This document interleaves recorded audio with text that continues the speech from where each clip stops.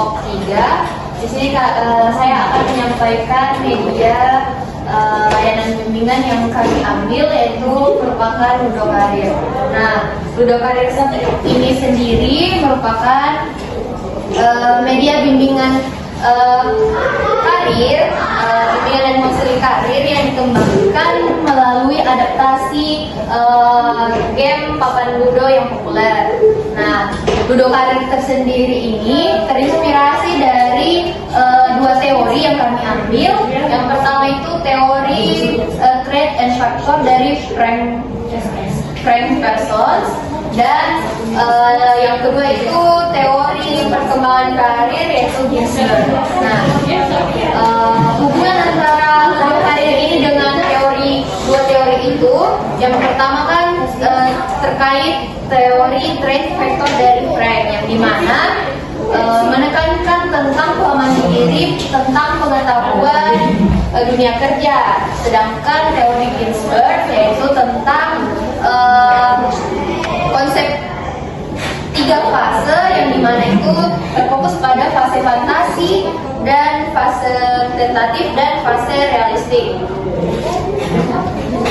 Nah, melalui permainan ini peserta didik itu diharap bisa mengenali potensi mereka dan memahami informasi mengenai dunia kerja, serta melatih keterampilan mengambil keputusan dan berinteraksi atau berdiskusi di dalam kelompok.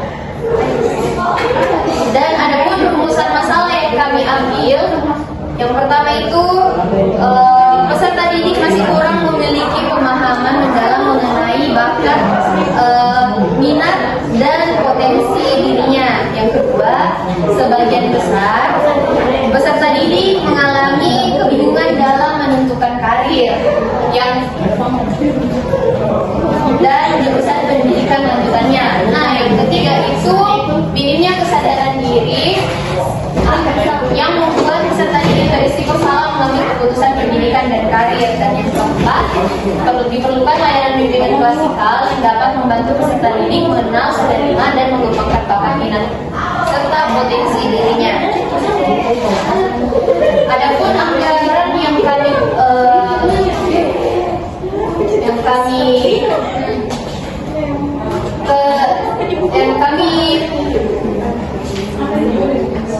rancang dari media yang kami buat, seperti yang kalian lihat di atas. Alat dan bahan yang kami pakai itu kardus, kertas karton, kertas berwarna, dan lem kertas. Nah, yang kedua itu percetakan dan penggandaan.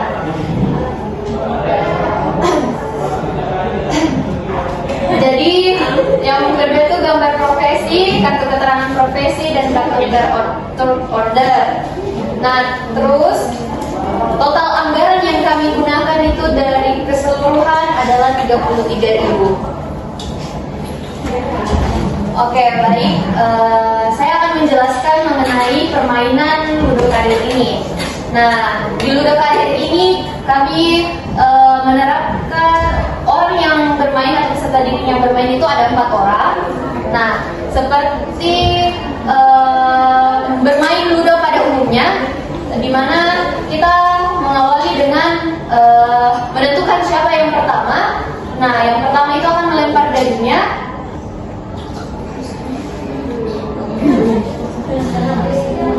Nah, yang dimana itu jika ingin pionnya berjalan harus mendapatkan angka 6 terlebih dahulu.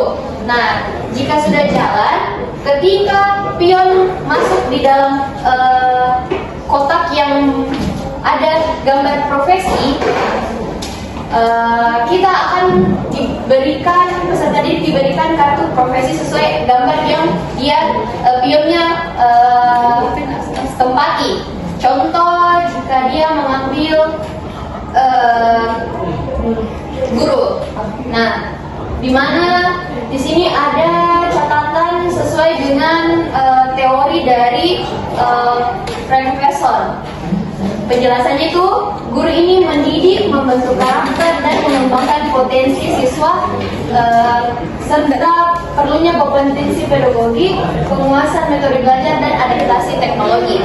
Nah, jika pion mengarah ke arah truth order, maka kartu yang diambil tentu saja jika dia truth maka ini. Nah, jadi mana kartu truth order ini terinspirasi dari teori Ginzburg, yang dimana itu kan ada tadi 3 fase. Yang pertama itu tentang fase fantasi, fase tentatif, dan fase realistis. Yang dimana itu jika contohnya itu fase fantasi. Nah, di sini ada truth yang menggambarkan kartunya itu cita-citamu dari kecil hingga sekarang. Nah, itu menggambarkan tentang fase fantasi. Nah, oke, baik, itulah penjelasan mengenai cara bermain media kami, yaitu Ludo Karir. Baik, langsung saja saya mengambil kesimpulan terkait permainan ini atau media ini, yang dimana Ludo Karir ini merupakan inovasi media bimbingan karir yang mampu mengubah proses eksplorasi karir menjadi kegiatan yang lebih menyenangkan, interaktif, dan bermakna. Dengan mengadaptasi permainan papan ludo, tentu media ini membantu peserta didik mengenali bakat, minat, dan potensi yang mereka miliki. Tentu juga kehadiran Ludo Karir ini menjawab tantangan peserta didik yang masih kebingungan akan menentukan arah atau apa yang dia inginkan. Nah, selain itu, media juga ini memberikan kesempatan kepada peserta didik untuk belajar bermain, berlatih, mengambil keputusan, dan membangun mindset positif tentang perencanaan karir yang akan diambil. Terus, dan karena media ini juga terjangkau dengan relatif terjangkau, maka Ludo Karir ini sangat efektif untuk digunakan untuk melakukan bimbingan klasikal, dan agar kita bisa menyiapkan generasi muda yang adaptif dan percaya diri. Mungkin itu saja yang bisa saya sampaikan mewakili kelompok 3. Semoga media ini dipergunakan untuk di kemudian hari. Assalamualaikum warahmatullahi wabarakatuh. Waalaikumsalam.